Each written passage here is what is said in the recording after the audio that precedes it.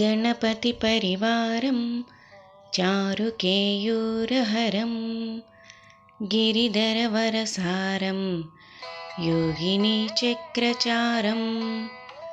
भवभयपरिहारं दुःखदारिद्र्यदूरं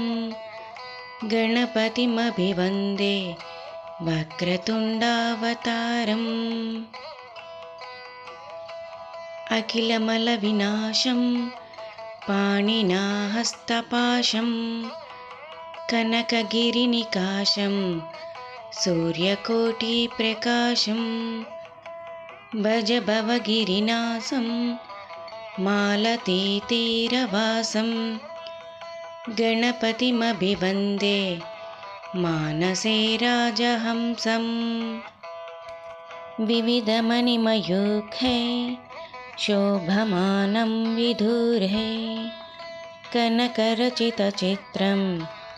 कण्ठदेशे विचित्रं ददति विमलहरं सर्वदा यत्नसारं गणपतिमभिवन्दे वक्रतुण्डावतारम् दुरितगजममन्दं वारुणिं चैव वेदं विदितमखिलनादं मृत्युमानन्दकन्दं ददति शशिसुवक्त्रं चाङ्कुशं यो विशेषो गणपतिमभिवन्दे सर्वदानन्दकन्दं त्रिनयनयुतफाले शोभमाने विशाले मुकुटमणिसुडाले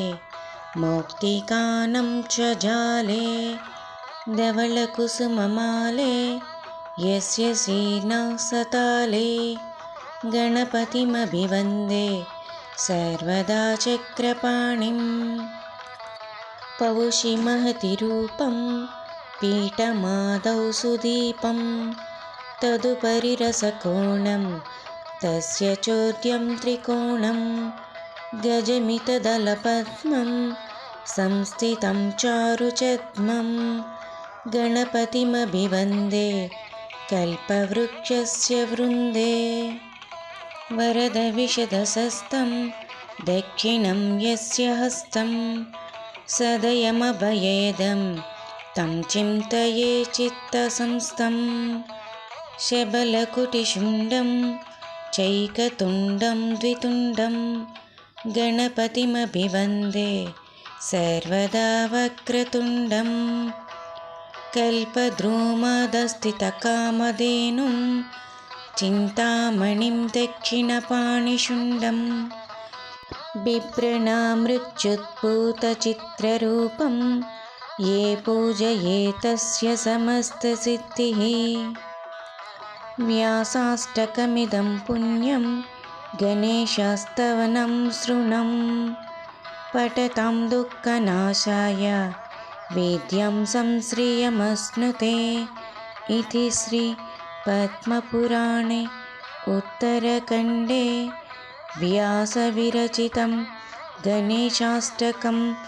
सम्पूर्णम्।